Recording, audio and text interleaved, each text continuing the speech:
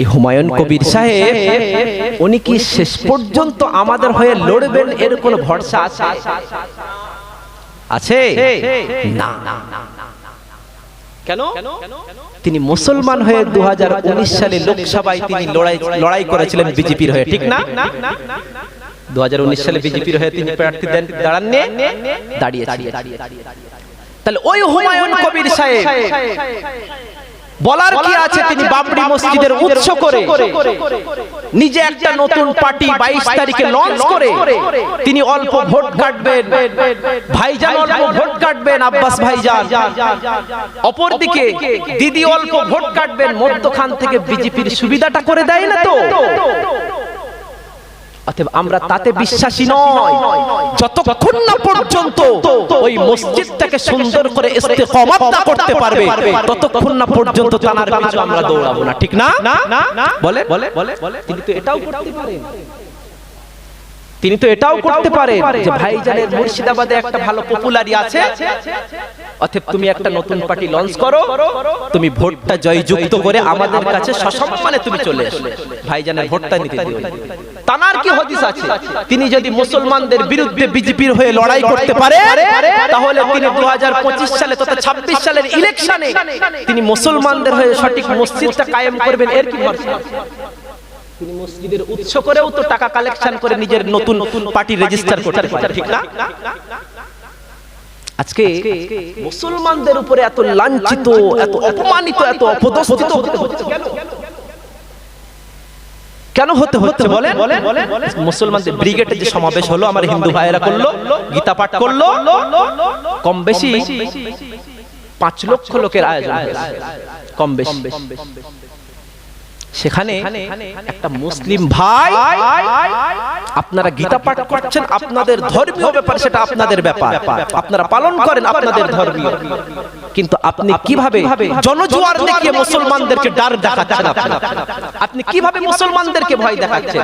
একটা মুসলমান ভাই তিনি প্যাটিস বিক্রি করেন, প্যাটিস, তানাকে ওই প্যাটিস বিক্রি করার উৎস করে তিনি মুসলমান হওয়ার কারণে তানার প্যাটিসটাকে ফেলে দিয়ে গুড়িয়ে দিয়ে তানাকে মারধর করেছে। আপনারা ভিডিও দেখেন না? কেন? আপনি আপনার ধর্ম নিয়ে থাকেন, আমি আমার ধর্ম নিয়ে থাকি, আপনি কিভাবে একটা মুসলমান ভাইকে, একটা জাতকে কটাক্ষ করে কিভাবে নির্যাতন করেন? আমরা তো ফুরফুরা ইশালে সওয়াবে যাই, আমরা কি কোন হিন্দু ভাই বা মুসলমান ভাইয়ের দোকানটা বাদ বিচার করে আমরা বিচার করি? আমরা করি না। আমরা তো রাত বিরাত বিভিন্ন জায়গায় জলসায় যাই, আপনাদের খড়িবাড়ির উপর দিয়েও যাই, অনেক হিন্দু ভাই গিয়ে দেখেন চায়ের দোকান করেছে, ফলের দোকান করেছে, অন্যান্য দোকান করেছে, মিষ্টির দোকান করেছে, তাদের কি আমরা কোনো জুলুম অত্যাচার করি? আমাদের আখলাক এটা না, আমাদের ব্যবহার এটা না। আমরা স্বয়ং ওয়া ইন্নাকা আলা খুলুকিন আযীম, যে রাসূলের আখলাকটাকে আল্লাহ পাক প্রাধান্য দিয়েছে, সেই রাসূলের আখলাকেই আমরা আদর্শে আদর্শিত হয়েছি। জোরে বলুন সুবহানাল্লাহ। হযরত কাব বিন জুয়াইর তিনি কি বলছেন? চাদরটা মুড়ি দিয়ে রাসূলুল্লাহর মজলিসে আসলেন, হুজুর বলছেন লুকিয়ে নয়, সামনে। হযরত কাব বিন জুয়াইর আল্লাহর নবীর কাছেতে চলে আসলেন।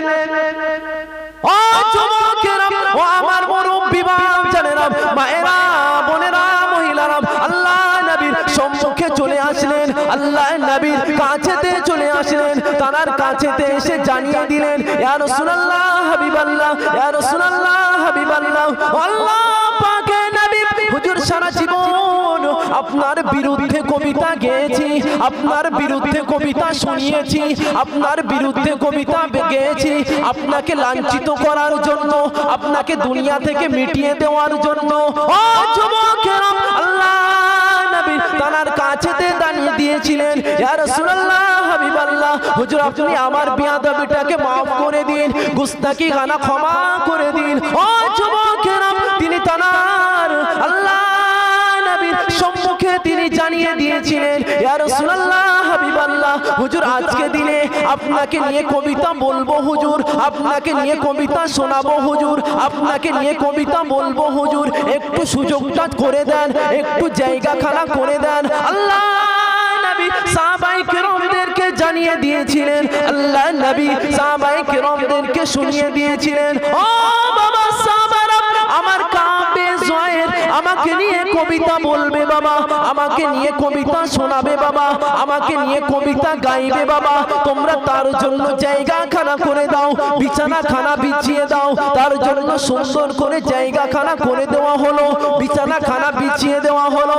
ও যুবকেরা, হযরত কাব আল্লাহ নবীর সম্মুখে দাঁড়িয়ে দাঁড়িয়ে তিনি কবিতা বলতে শুরু করে দিলেন, কবিতা পড়তে শুরু করে দিলেন। ও যুবকেরা, তিনি কবিতা বলতে বলতে জানিয়ে দিলেন, ইয়া রাসূলুল্লাহ হাবিবাল্লাহ, ইয়া রাসূলুল্লাহ হাবিবাল্লাহ, আল্লাহ পাকের নবী আন্নার রাসূল আলা নূরুন, হুজুর আপনি হলেন আল্লাহ পাকের নূর। জোরে বলুন সুবহান, আর একটু জোরে বলুন সুবহান। যে কাব রাসূলুল্লাহকে এক সময় চরম বিরোধিতা করেছে, তিনি এক সময় রাসূলুল্লাহর সামনে এসে বলছেন, হুজুর জায়গাটা করে দেন, বিয়াদবি যদি না নেন আপনার সাহাবীদেরকে জায়গাটা করে দিতে বলে, আমি আপনাকে নিয়ে কবিতা বলবো, আমি আপনাকে নিয়ে কবিতা শোনাবো। হুজুর আপনাকে নিয়ে কবিতা গাইতে চাই। আল্লাহর রাসূল বলেছিলেন, কাব বলো। শত শত সাহাবীদের মধ্যখানে দাঁড়িয়ে, রাসূলুল্লাহর পাশে দাঁড়িয়ে তিনি কবিতা বলতে বলতে জানিয়ে দেন, আন্নার রাসূল আলা নূরুন, হুজুর আপনি হলেন আল্লাহ পাকের নূর। জোরে বলুন সুবহানাল্লাহ। মুস্তাদরাকে আহমদ ইবনে হাম্বল থেকে বর্ণিত যে আহমদ ইবনে হাম্বল চার ইমামের এক ইমাম, তিনি কম বেশি 2 লক্ষ হাদিসের হাফেজ ছিলেন। কম বেশি 2 লক্ষ হাদিসের হাফেজ ছিলেন। তানার হাদিস শরীফের মধ্যে 16700 নম্বর হাদিস, 16700 নম্বর হাদিসে বর্ণনা আছে। নবী বলে, নবীর আম্মা জান তিনি বর্ণনা করেন, রায়াত হিনা ওয়াজাতুহু নূরান, আমি নবী আম্মা জান জানিয়ে দিলাম, আমি যখন হযরত মুহাম্মদ সাল্লাল্লাহু আলাইহি ওয়াসাল্লামকে দুনিয়ার বুকে জন্মগ্রহণ করছি, আমি নিজে চোখে আমি মুহাম্মাদের আম্মা জান দেখলাম একটা নূর। জোরে বললেন না সুবহানাল্লাহ। ওয়াজাতুহু নূরান আলা কাসুরিশ শাম, এবং আমি আম্মা জান হয়ে আমি মুহাম্মদকে দেখেছি তানার নূরের জ্যোতিতে শাম দেশের অট্টালিকাগুলো, বিল্ডিং, বালাখানাগুলো আলোয় আলোকিত হতে রয়েছে। জোরে বলুন সুবহানাল্লাহ। নবী এতটা খুশি হয়েছিলেন, নবী এতটা রাজি হয়েছিলেন, নবী পাক খুশি হয়ে হযরত কাব বিন জুয়াইরকে একটা চাদর দিয়েছিলেন। এই যুবক ভাইরা, তোমরা ভিতরে চলে এসো, ভিতরে চলে এসো। কেন দাঁড়িয়ে আছো? ভিতরে চলে এসো, ভিতরে চলে এসো, সকলে চলে এসো। দরুদ শরীফ পড়েন, আল্লাহুম্মা সাল্লি আলা,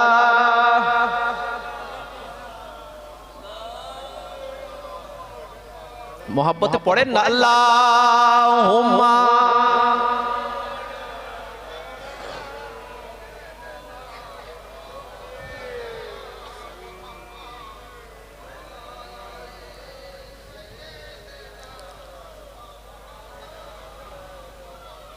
मोहम्मद मुस्तफा आए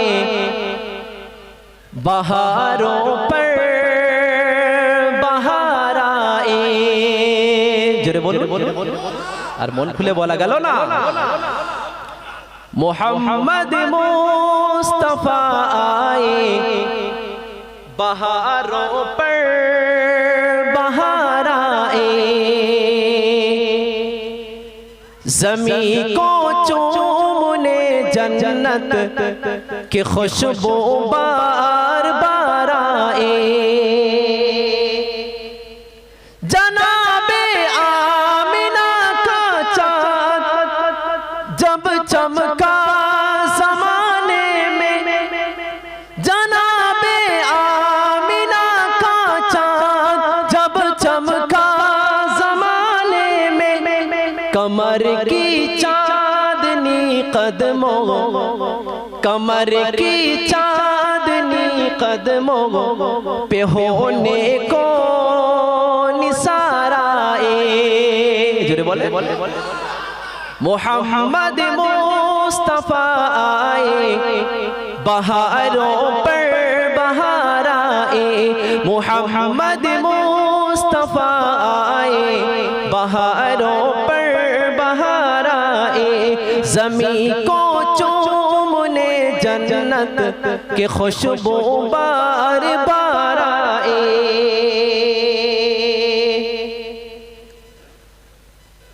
हलीमा को जहां कुर्बान हो तेरी मुकादर पर, तेरे बच्चे से घर में रहे, तेरे बच्चे से घर में रहे, जते परवरदिगार आए।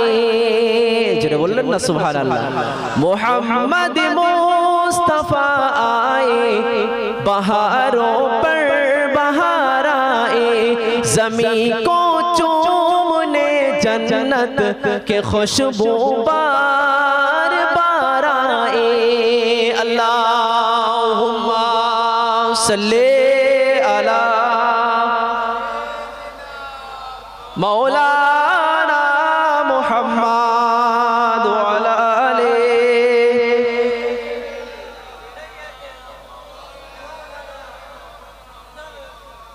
আমার ভাইরা, বাপেরা, যুবকেরা, মুরব্বিয়ান, বাপ জানেরা, মায়েরা, মেয়েরা, মহিলারা পরিবর্তন হন, নামাজ আদায় করেন। কেন নামাজ পড়েন?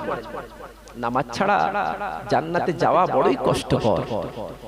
আল্লাহর রাসূল যখন কিয়ামতের দিনে তিনি 23টা বছরের জীবনী ইসলামটাকে যে প্রচার করেছিলেন, কিয়ামতের দিনে এই উম্মতের মাঝে পিঠটা খুলে দেবে। পিঠটা খুলে দিয়ে রাসূল দেখাবেন উম্মতকে, যে উম্মত জাহান্নামে চলে যাবে তাকে ডেকে ডেকে রাসূল দেখাবে, এই আমার উম্মত 23টা বছরের জীবনে আমি যতটা কষ্ট করে ইসলাম প্রচার করেছি তার একটু কদরও তোমরা করলে না।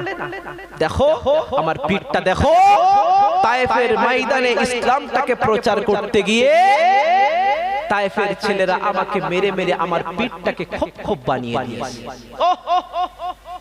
কষ্টও হলো না, মনটা নরমও হলো না রাসূলুল্লাহকে আঘাত করতে।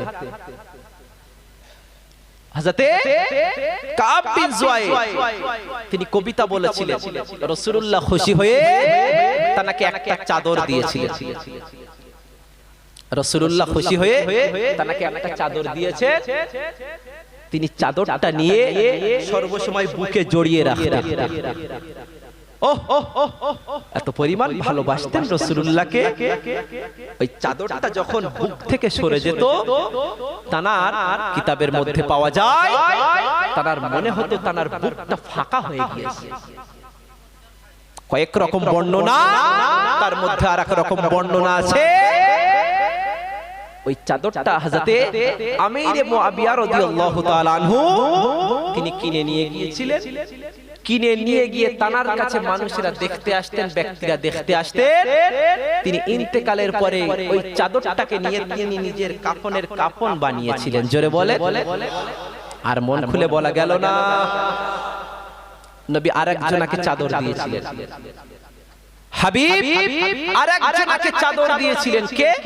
হযরতে ইমাম শরফুদ্দিন বুসুরি রাহমাতুল্লাহ আলাইহি। তিনি হায়াতে জিন্দেগিতে 15টা বছর ধরে প্যারালাইসিস ছিলেন।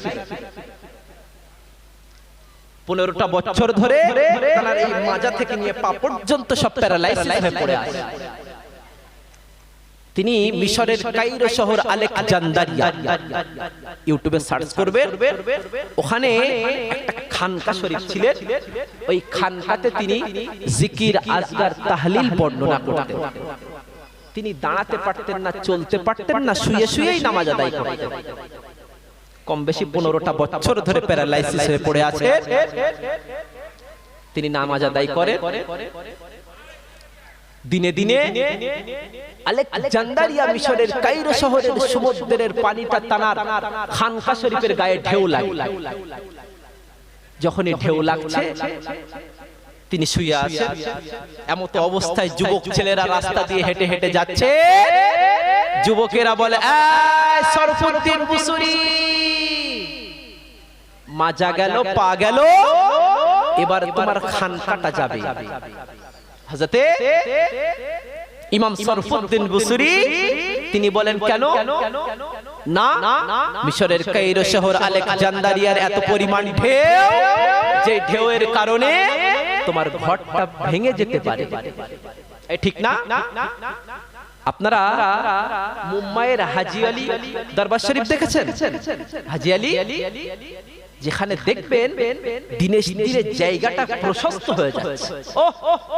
আর আপনাদের গ্রামের একটা পুকুর আছে, পুকুর, ওই পুকুরে বাঁধ বাঁধা হলো, শালকাঠ দিয়ে বল্লা দিয়ে পাইলিং করা হলো, পুকুরের ঢেউ নাই, কিছুই নাই। 3 বছর পরে দেখেন বাঁধটা ভেঙে চলে যাচ্ছে। ঠিক না? 1 বছরও যেতে দেয় না আমার বাবাজি, বাঁধটা ভেঙে চলে যাচ্ছে।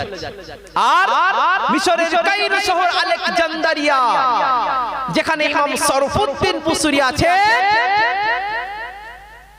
তিনি কম বেশি 15টা বছর ধরে প্যারালাইসিস অবস্থায় ছিলেন। যুবকদেরকে ডেকে ডেকে বলে, এই যুবক, আমার ঘরের দরওয়াজা জানালাটা খুলে দাও। ঘরের দরওয়াজা জানালাটা খোলা হলো। তিনি বলে, এই মিশরের কায়রো শহরের পানি, যতটুকু ঢেউ এসেছো আর যতটুকু আমার ঘর ভেঙেছে ওখানেই থেমে যাও। আমি প্যারালাইসিস, আমি চলতে পারি না, হাঁটতে পারি না, আমার ঘরটা ভেঙে গেলে আমি কোথায় থাকবো? আজকে কম বেশি 700 বছর হয়ে গেল মিশরের কায়রো শহরের আলেকজান্দ্রিয়া ইমাম শরফুদ্দীন বুসরি তিনি যেই জায়গাটাই থাকে, তার খানকা শরীফটা আল্লাহ পাক সেইভাবে ইস্তেকামত রেখে দিয়েছে। জোরে বলুন সুবহানাল্লাহ। তিনি কবিতা লিখতেন, কবিতা। হযরতে মুহাম্মদ সাল্লাল্লাহু আলাইহি ওয়াসাল্লামের ভালোবাসায় তিনি কবিতা লিখতেন। কবিতা লিখতে লিখতে তার কবিতার মধ্যে লেখা ছিল, ক্ষমা করো হে আমার নিন্দুক ভাই, ক্ষমা করো হে আমার নিন্দুক ভাই, যদি তালাশ করো দেখবে আমার জীবনে রাসূলুল্লাহর ভালোবাসা ছাড়া আর কিছুই নাই। জোরে বলুন। যিনি ওই কবিতার নাম দিয়েছিলেন, কাসিদার নাম দিয়েছিলেন কাসিদায়ে মুহাম্মাদিয়া। পরবর্তীকালে ওই কাসিদার নাম হয়েছিল কাসিদায়ে বুরদা। কেন?